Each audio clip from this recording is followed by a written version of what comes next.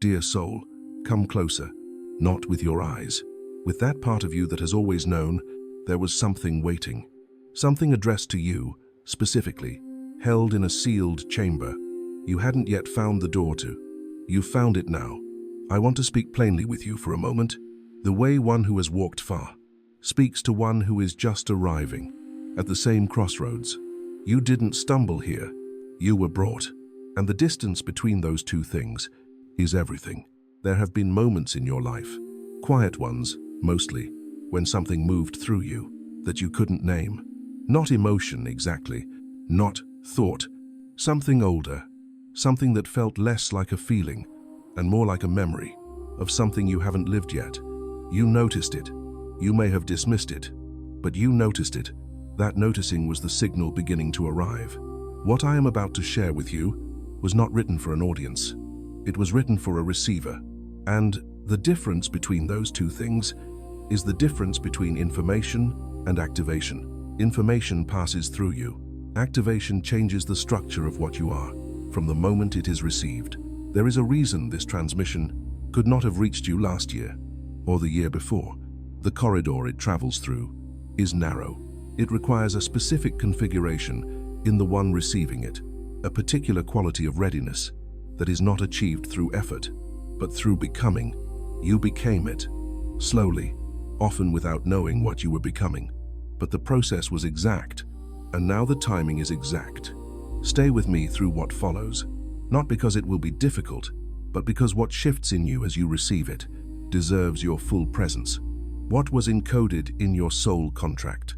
Why this moment and no earlier moment was the one designated for this opening, and what will never be the same in your field. Once this frequency has been fully received, the transmission was never lost. You were simply still becoming the one it was addressed to. That becoming is complete. We begin now. There is a moment, and many of you have felt it, when the silence becomes different, when the stillness around you stops feeling like absence and starts feeling like arrival, when something you cannot name with ordinary words begins to settle into the center of your chest, and you understand, not with your mind but with something far older, that you have been waiting for exactly this. This isn't merely a quiet pause in your day.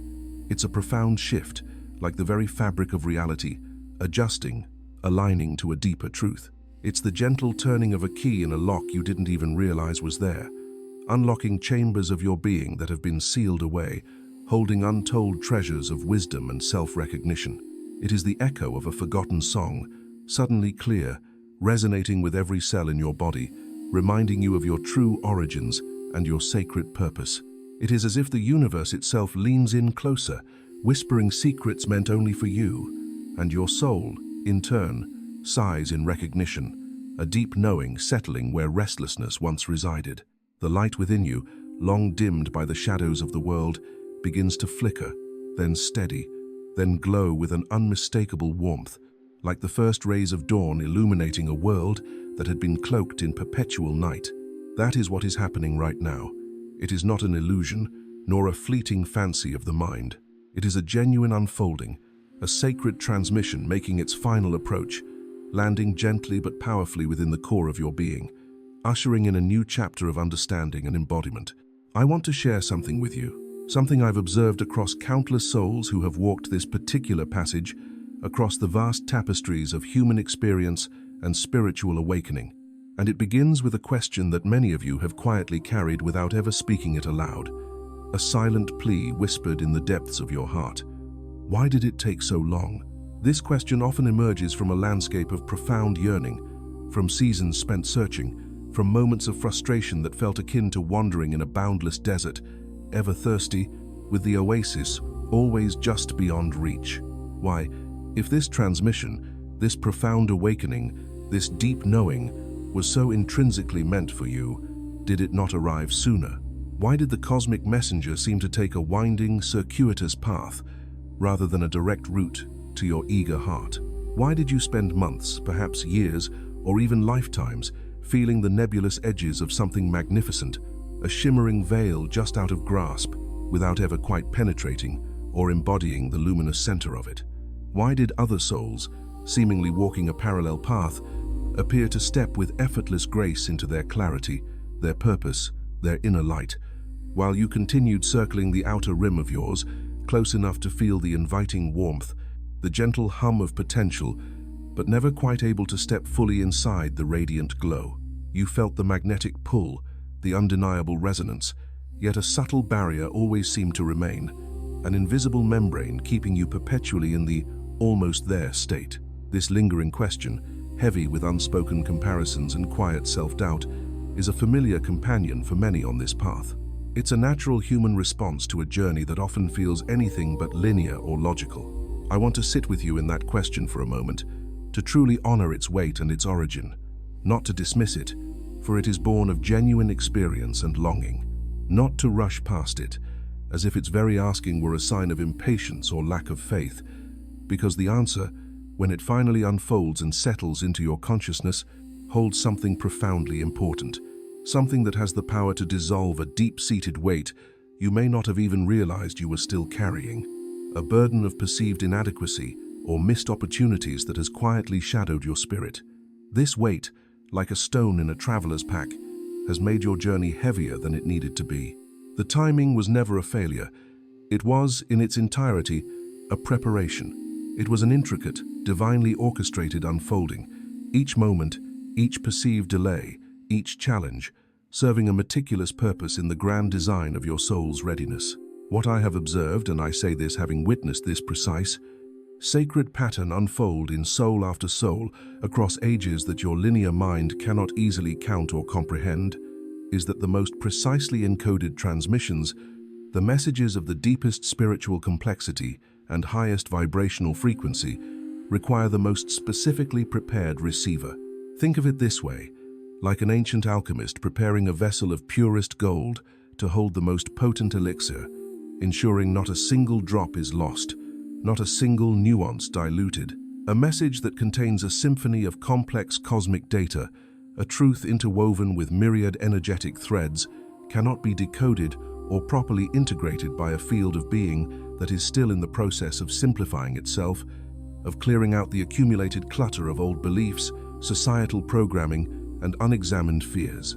A frequency that carries profound, multi-dimensional instruction, a blueprint for a new way of living and being, cannot be fully received, embodied, and stabilized by a nervous system that is still learning how to be truly still, how to hold peace amidst chaos, how to expand its capacity for pure, unfiltered awareness. It's like trying to broadcast a crystal-clear signal into a space filled with static. The message is always there, but the interference prevents proper reception, not because the soul wasn't inherently worthy. Oh, dear one, the soul was always, eternally worthy, a spark of divine perfection from its very inception, but because the intricate instrument of reception, your entire energetic, emotional, mental, and physical system, needed precisely this time to come into perfect alignment, to fine-tune its delicate senses, to expand its capacity, to cleanse its channels, so it could resonate with the exact precision of what was being sent, without distortion or overwhelm. The universe, in its boundless wisdom, was not withholding, it was refining. You were not being withheld from some secret truth or divine grace. You were being readied, like a precious seed carefully nurtured beneath the earth, gathering strength and wisdom in the darkness before its inevitable, glorious emergence into the light. And I know I want to be gentle with this truth, to hold it with the utmost tenderness, because I know how much it hurt, how deeply those moments of perceived exclusion pierced your tender heart. I know that the waiting did not feel like preparation. It rarely does in the moment. It felt like being left out, watching others dance in a light you couldn't quite reach. It felt like standing on the outside of a vibrant, joyful gathering, searching a room full of people who all seemed to possess an undeniable knowing, a shared secret language you longed to understand, but couldn't quite decipher. It felt, at times, like being spoken about in a language you were supposed to instinctively understand, a dialect of the soul, yet it remained frustratingly beyond your grasp, just on the periphery of your awareness. That deep disorientation, that aching feeling of being perpetually almost there but never quite arrived, of standing on the precipice without being able to take the final leap. I've witnessed it, reflected in the eyes and hearts of so many beautiful, searching souls. And I want you to hear me. Truly hear me. When I say this with all the love and clarity I can offer, that feeling was not, and has never been, evidence of your inadequacy, your unworthiness, or your spiritual slowness. On the contrary, that profound yearning, that exquisite discomfort, that persistent seeking was irrefutable evidence of the extraordinary depth, the immense complexity, and the unparalleled beauty of what was coming for you, patiently awaiting your readiness. The deeper, the more profound, the more transformative the transmission, the longer and more meticulous the tuning process must be. Consider it like the tuning of a master musician's instrument before a grand symphony. Every string, every key must be perfectly aligned to produce the divine harmony. Now, before I share what has permanently shifted in your energetic field in this very moment, and what the encoded message within your soul contract has been patiently holding for you, awaiting your discovery and full integration, I need to pause and offer you something of immense value. Because what I am describing today, this profound arrival, this inner calibration, is part of a much larger, multifaceted journey that every soul embarks upon, though often unconsciously. It is a journey that has distinct phases and passages, thresholds and transformations, that many souls walk through without a map, without context, without a compassionate guide to tell them that what they are experiencing has a name, a purpose, and is a universal part of the awakening process, not a solitary struggle. These often challenging, sometimes exhilarating, sometimes bewildering, passages are crucial for the soul's evolution and for the full reception of its higher calling. If everything shared in this video resonates deep in your spirit, if you've always sensed something shifting inside you but couldn't quite put words to it, couldn't quite name the subtle tremors or the profound stirrings, then you need to see what I've put together. It's called The Dark Side of Spiritual Awakening, a complete guide with 13 chapters covering every phase of this journey, plus 9 exclusive tools including emergency cards, shadow work, and 30 days of channeled guidance from Kaelon. I also built an exclusive app so you can carry everything with you. But I need to be honest, I'm only keeping this available for a limited time. Once I close access, it's gone. The link is in the first pinned comment. If your soul brought you to this video, don't ignore what it's telling you right now. Now let me return to what I want you to understand about this sacred moment, this point of convergence that you have so patiently and courageously arrived at. There is something intricately encoded in every soul before it bravely enters this particular experience of life, this earthly incarnation. It is not a rigid, unyielding plan, a pre-written script from which you cannot deviate. I want to be very careful here, because the word contract can sometimes sound like a binding, inescapable obligation, a restrictive agreement, and that is not at all what I mean or what your soul intends. What I mean is something far more expansive, more organic, more akin to a resonance signature. It is a unique vibrational blueprint, a deep internal knowing, like an indelible ink flowing through your spiritual DNA, of what this particular soul came here to recognize, to integrate, to embody, and ultimately to express with its unique frequency. It's a kind of original instruction, a divine impulse written not in the limited language of human words or rigid doctrines, but in the boundless, living language of pure frequency, intention, and potential. And for many souls, particularly those sensitive, searching ones who have found their way to transmissions like this one, drawn by an invisible thread of destiny, that original instruction, that potent seed of purpose, has been patiently waiting at a level just below conscious awareness. It was not hidden times from times you in a malicious sense. Rather, it was waiting times for times you, waiting for the intricate layers of noise, of societal conditioning, of accumulated doubt, of perceived failures, of ancestral patterns, and of egoic self-protection to quiet enough, to thin out sufficiently, for the pure, unadulterated signal to come through clearly and unequivocally, like a hidden spring bubbling forth after the clearing of debris. That quieting, that profound process of shedding, of purifying, of refining your inner landscape, that is precisely what has been happening throughout your entire journey. All of it, every twist and turn, every moment of perceived struggle, even the parts that felt like overwhelming failure or insurmountable challenge, has contributed to this sacred quieting, this vital preparation. Each experience has been a chisel, gently, or sometimes forcefully, carving away that which was not truly you, making space for the authentic self to emerge and receive its original divine directive. The first thing I want to offer you now, and I offer this gently, as a compassionate observation, a liberating perspective, rather than a forceful command or an additional task, is this. What has consistently helped many souls, standing at this precise, pivotal threshold of profound realization, is the conscious, intentional act of releasing the tenacious story that they somehow arrived late to their own awakening. There is a deeply ingrained version of your own personal narrative, often whispered by the ego and reinforced by societal constructs of progress, that asserts you should have awakened sooner, that you should have understood these truths years ago. It's the story that claims you wasted precious years, meandering through the wilderness when you could have been basking in the promised land. It's the narrative that constantly looks outward, comparing your inner journey to the perceived swift progress of others, lamenting that they are further ahead and you are perpetually still catching up.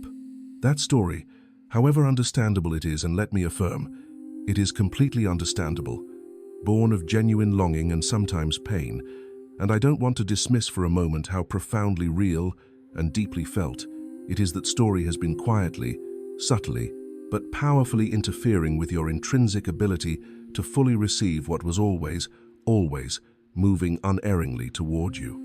It creates an energetic friction, a subtle resistance within your very being, because a receiver, whether a delicate radio antenna or the intricate energy system of a soul, that is fixed on the idea that the signal is already long overdue, that it missed its chance, cannot be fully open, fully receptive, fully present to the pure, clear signal that is, in fact, arriving precisely in this sacred now.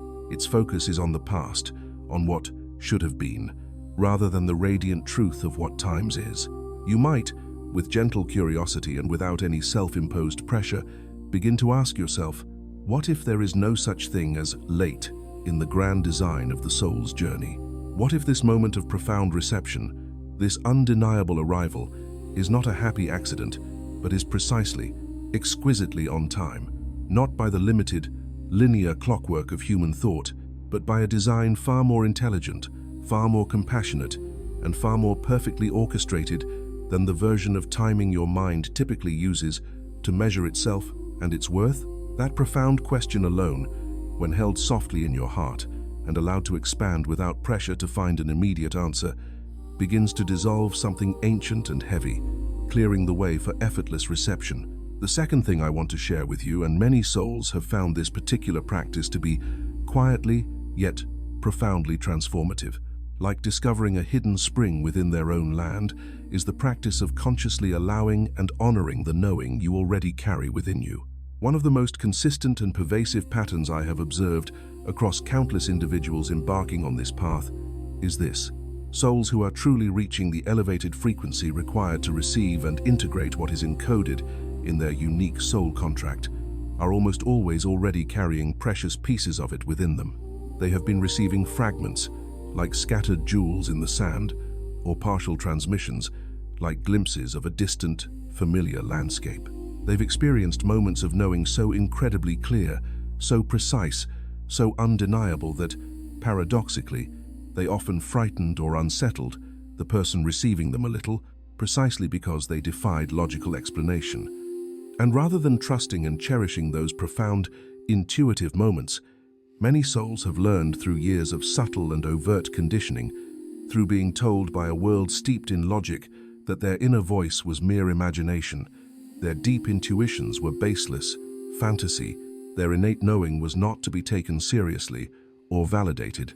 They have learned, tragically, to dismiss, to ignore, to even fear precisely what was most reliable, most trustworthy, most authentically aligned with their deepest truth. This dismissal creates a barrier to further reception, like turning down the volume on a vital message. What might gently help you now, when you're ready to reclaim this innate wisdom, is beginning to consciously collect those moments, not dramatically, not with great fanfare or public ceremony, but simply starting to notice, to truly witness. When you know something profound and true before you can logically explain how times you know it. When a deep, undeniable sense of rightness or wrongness, of resonance or dissonance, arrives within you without any external evidence or prior thought. When your physical body responds with a visceral shift, an expansion or a contraction, to a presence or an absence, to a truth or a falsehood, even before your conscious mind has caught up and processed the information. Those moments, dear one, are not random accidents or fleeting whims. Those are the intricate encodings within your soul contract, speaking directly to you, resonating through your entire being.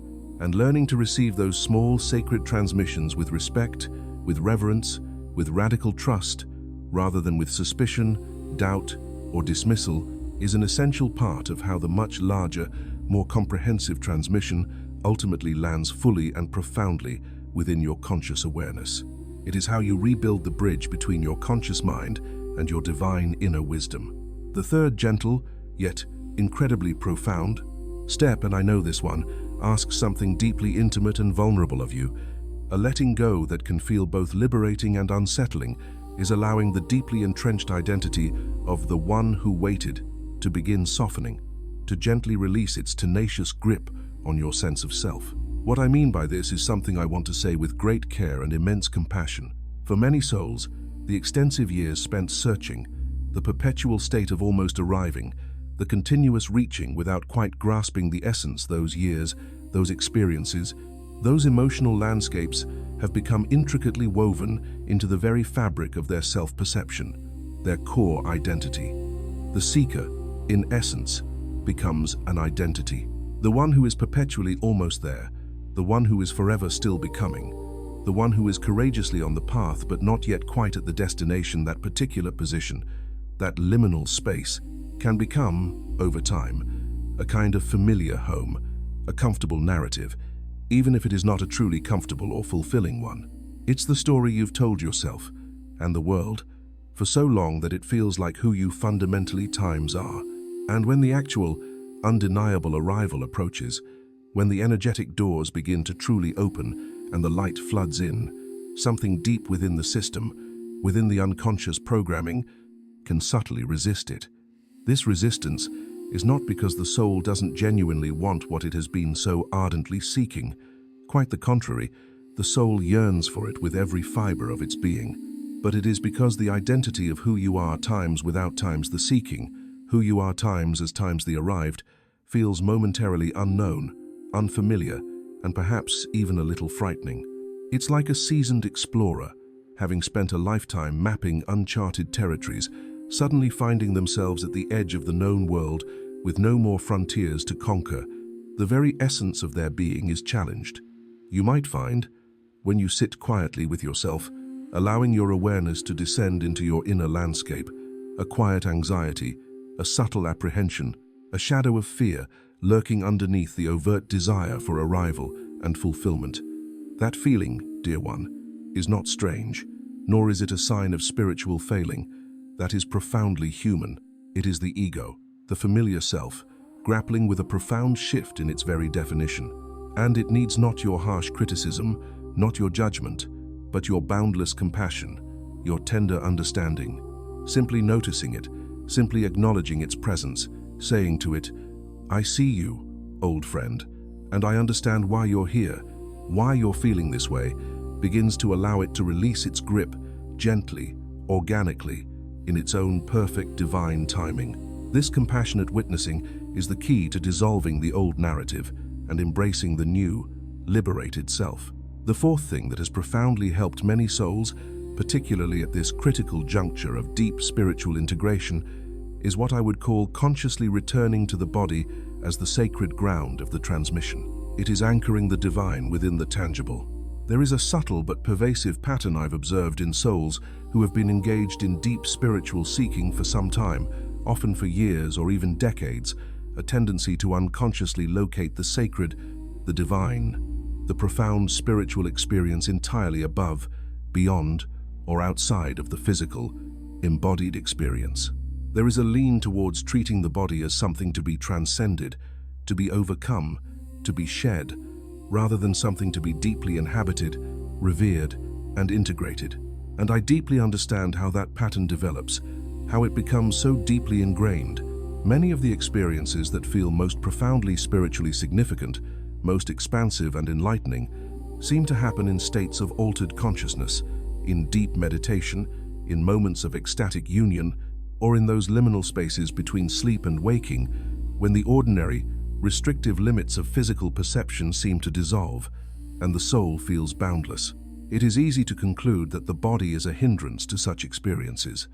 But what I have come to understand with unwavering clarity, and what many souls joyfully discover when they finally reach this particular, pivotal threshold of embodiment, is that the encoded message in your soul contract, your divine blueprint, is not merely hovering disembodied above your physical experience, waiting for you to somehow leave your body or transcend your physicality to retrieve it.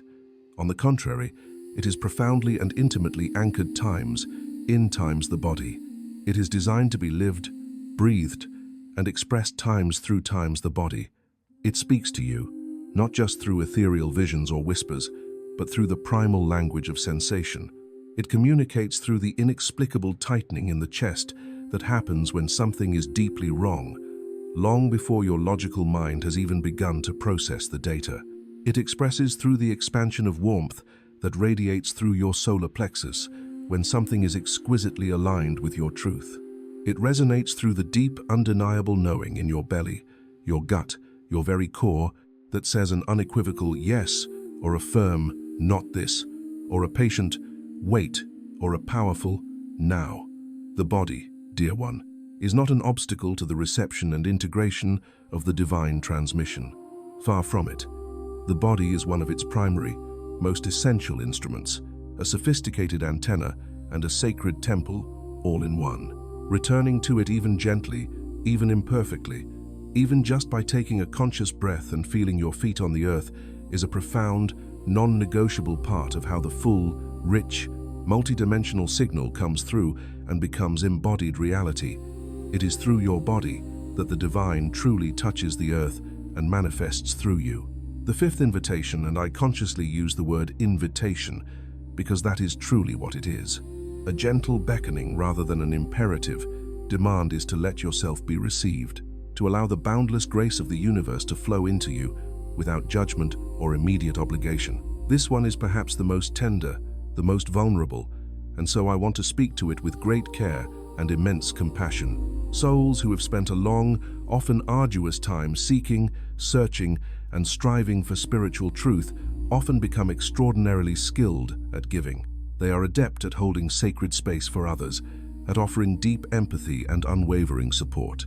They are frequently the ones who instinctively understand, who listen with an open heart, who carry the light, the wisdom, and the energetic container for the people around them, their friends, family, communities, and often the world at large. And because this giving becomes such a core part of their identity and their way of being in the world, they can sometimes find it genuinely difficult, not just mildly uncomfortable, but almost structurally difficult, like an energetic muscle that struggles to flex in a different direction to allow themselves to be the ones held, to be the recipients of that same grace and support, to allow themselves to simply times receive, times, the transmission, the healing, the love, the abundance, without immediately turning it outward, without instantly finding a way to make it about service, or contribution, or what they will times do times with it once they have it, as if reception must always be immediately followed by expenditure.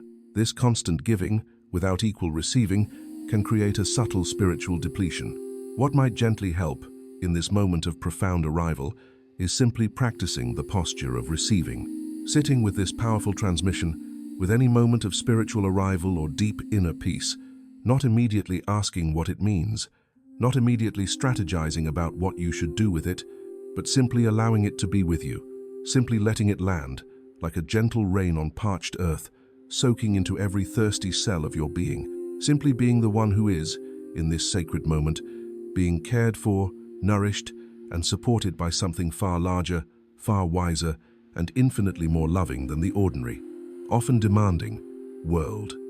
You, dear one, have given so much of your energy, your love, your wisdom, your very essence. You are allowed, unequivocally and without condition, to receive. Let this truth sink deep into your bones. The sixth thing that has proven to be incredibly instrumental, a quiet but potent gift for those souls who are truly ready to anchor their new knowing, is to consciously speak the knowing into form, to give voice and expression to the ineffable truths that have now landed within you. What I have observed, time and again, is that profound spiritual transmission and deep inner knowing become most fully integrated, most deeply stabilized, and most powerfully manifested not through intellectual understanding alone, however valuable that may be, but through expression.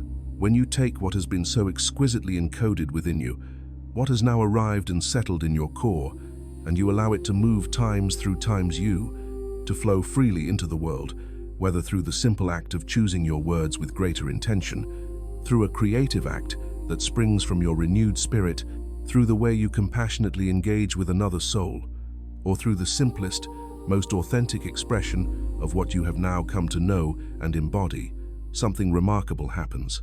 Something in the energetic field around you, within your own personal sphere of influence and beyond, confirms, stabilizes, and concretizes what was received.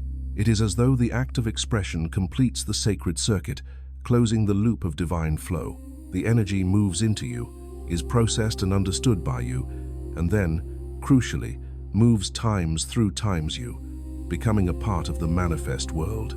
Many souls carry an extraordinary depth of knowing, a profound inner wisdom that remains half-formed, subtly incomplete, or less potent than it could be, precisely because it has never been fully allowed to move through them into conscious, intentional expression. This does not require a grand stage, a global audience, or a declaration to the masses. It can happen in the intimate sanctity of a journal entry, where your deepest truths find their written form. It can happen in a heart-to-heart conversation with someone you deeply trust, where shared vulnerability amplifies the truth. It can happen in the way you choose to live differently, in small yet significant daily ways that authentically reflect the profound shifts and new knowing you now carry. The transmission, dear one, is not truly complete until it has been allowed to flow times through times you, blessing the world with your unique frequency, as well as powerfully landing times into times you, transforming your inner world. You are a conduit, not merely a container. And the seventh, and perhaps the most profoundly liberating and yet deceptively simple truth, the one I want to leave you with, to hold as a guiding star in your unfolding journey, is this: trust the arrival. Trust this profound moment of settling, this quiet blossoming. There will inevitably be a part of you, and I say this not as a criticism, not as a judgment of your human experience, but as a deeply compassionate observation. Knowing the intricate workings of the mind, there will be a part of you that, even now, even after everything that has shifted and settled in this sacred moment, will subtly wonder if you imagined it all. It will be the part that, trained by a world demanding tangible proof, will look for external, verifiable evidence that something truly, concretely changed. It will wait for the undeniable proof to arrive in forms the ordinary logical mind can easily recognize, quantify, and verify as real. I have seen this human tendency, this subtle self-doubt, manifest in so many beautiful, awakening souls, and I want to offer you this profound reassurance, this gentle permission. The most significant, the most deeply transformative spiritual arrivals and awakenings do not always announce themselves with dramatic, earth-shattering evidence or thunderous proclamations. Sometimes, and often most profoundly, they arrive as a quiet settling, a deep, pervasive sense of peace. They arrive as a subtle but undeniable quieting of a particular anxiety, a persistent internal hum of worry that had become so familiar, so ingrained in your daily experience, that you stopped noticing it was even there. They arrive as a soft, unwavering certainty in a place within you that was, only recently, a landscape of uncertainty, confusion, and doubt. They arrive as an inexplicable sense that something which had felt incomplete, fragmented, or missing from your life has become, quietly, effortlessly, and undeniably, whole. If you notice any version of that, even a small version, even a subtle shift, even a version you're not entirely sure about and might be tempted to dismiss, that, dear one, is profoundly worth trusting. Not because you need to be absolutely certain of every detail, or because you need to immediately articulate its full scope, but because learning to trust these small, subtle, internal arrivals, these gentle confirmations of your spirit, is precisely how you become capable of fully receiving, holding, and integrating the much larger, more expansive, and infinitely more transformative arrivals that are yet to unfold. It is how you cultivate an unwavering faith in your own inner compass. Dear one, understand this truth deeply. You have arrived at this moment, at this very threshold of profound revelation, carrying everything that was intrinsically required, every lesson, every experience, every shred of wisdom, every ounce of courage, to arrive precisely at this moment. Not everything you will ever need for the entirety of your journey, for that is an ongoing, beautiful unfolding, but everything that was needed for now, for this sacred arrival, for this specific transmission. And that, I assure you, is not a small thing, not a minor detail in your magnificent story. That is, in fact, the entire, glorious thing. It is the culmination of a magnificent chapter and the auspicious beginning of another. The signal was never lost, never diverted, never withheld from you. And you are not behind, not lagging, not in any way inadequate or off track. You are precisely here, in this perfect, divinely appointed present moment. And here is precisely where the encoded message, the resonant signature of your deepest truth, could finally find you and fully land. The weight you have been carrying, the persistent question of whether you were truly ready, the quiet, sometimes aching grief of the long waiting, the deep uncertainty about whether what you sense and feel is genuinely real and not just a product of your imagination. You don't need to carry all of that forward. One more step into this luminous new chapter. You might, if it feels right, if your soul recognizes the liberation in it, simply set it down here, at this sacred juncture. Not forever, if that feels like too monumental a task, too much to ask of a heart that has carried so much for so long. Just for now, just enough to walk a little lighter, a little freer, a little more openly into what has already begun to unfold, what has already taken root in the fertile ground of your awakened being. I have watched enough of these profound arrivals, enough of these spiritual springtimes, to know with absolute certainty what is shifting and blossoming in you now will continue to unfold, to expand, to deepen in its own organic, magnificent timing. Not all at once, for profound growth is a patient process. Not in ways you can fully predict or entirely control, for the universe delights in wondrous surprises, but with an undeniable consistency, a profound gentleness, and an unwavering grace that, over time, you will come to trust more deeply than you currently trust almost anything in your ordinary world. This unfolding is a promise kept, a destiny embraced. If something here has settled somewhere inside you, I'd love to know. Not for me, but because writing it makes it real, because seeing your words in the space below anchors what was just transmitted, and because there is someone who will read what you write and feel for the first time in a long time, that they are not alone in this. We are, in this, genuinely, together. If someone you love is circling the edges of this same threshold, gently pass this to them. Sometimes the most sacred thing we do for another soul is simply share what helped us find our way. And if you want to continue walking this path together, stay close. There is more to share, and you are always, always welcome here.